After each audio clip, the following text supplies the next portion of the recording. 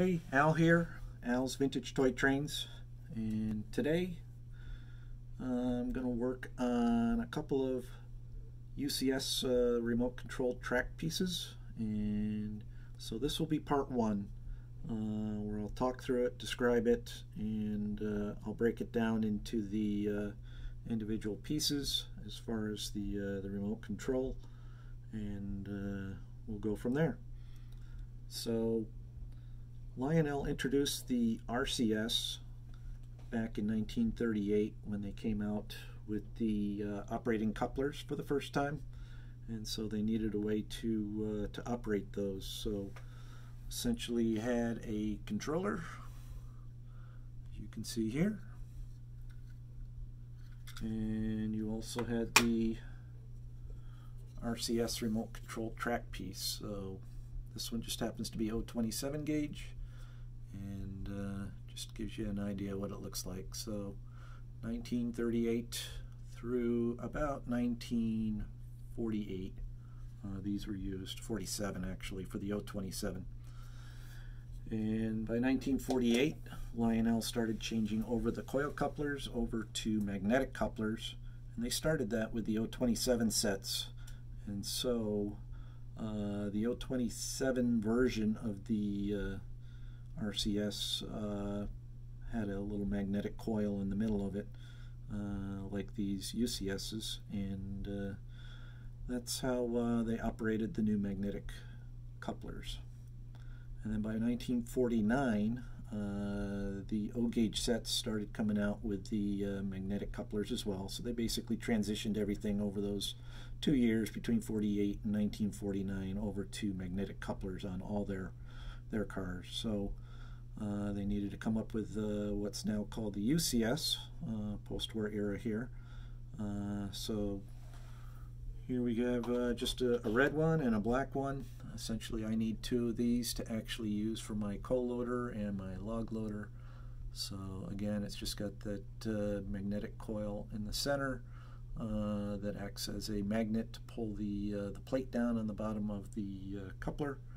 And it was a lot less expensive for Lionel to go to this as opposed to having a magnetic coil on both ends of every car to make them operate on both ends. So this was Lionel's solution to lower production costs.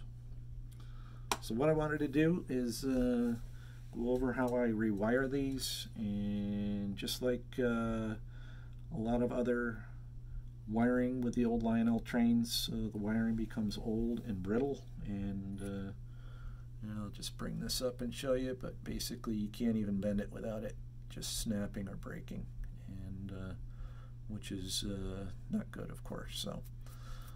So today my intent is to break two of these down and rewire them and put them into operation on my layout. So go ahead and we'll move these,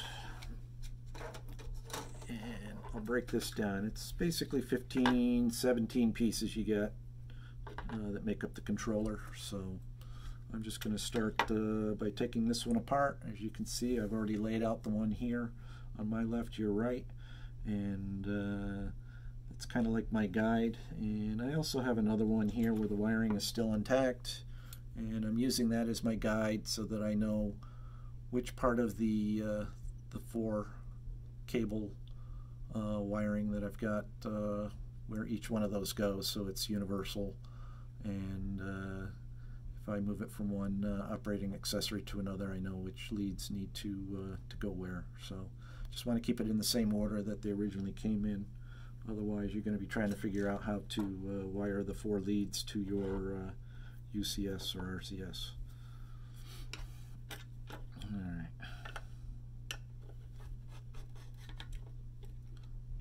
Again, just this part one, I'm just going to break it down and lay it out.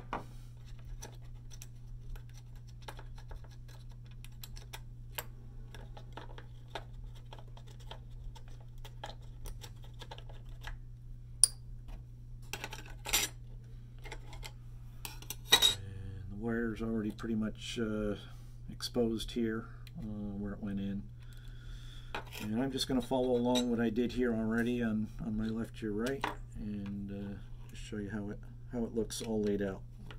I put it in order because that's the way I'm going to wire it when I take the old pieces of wire off and resolder in the new.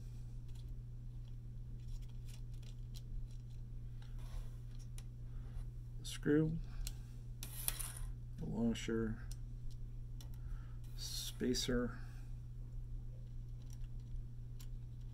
and my first metal plate, followed by another spacer, followed by the next plate. Now, the next piece is a little insulator piece. So that goes there, followed by a spacer.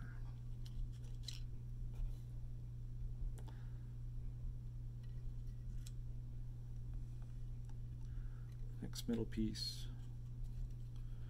one more spacer.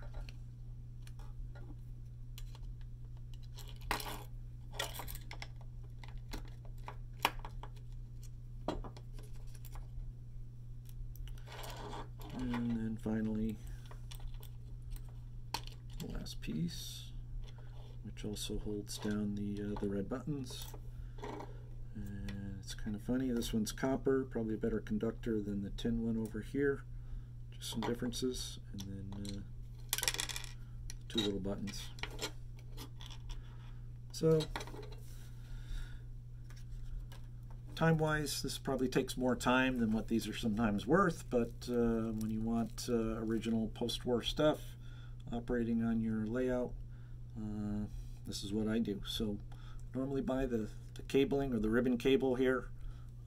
It's pre-tinned wire, and I usually buy it in 20-25 foot spools for when I put these together, and you can see they're pre-tinned already, so that makes it a little easier for soldering when you solder them into the plates. So,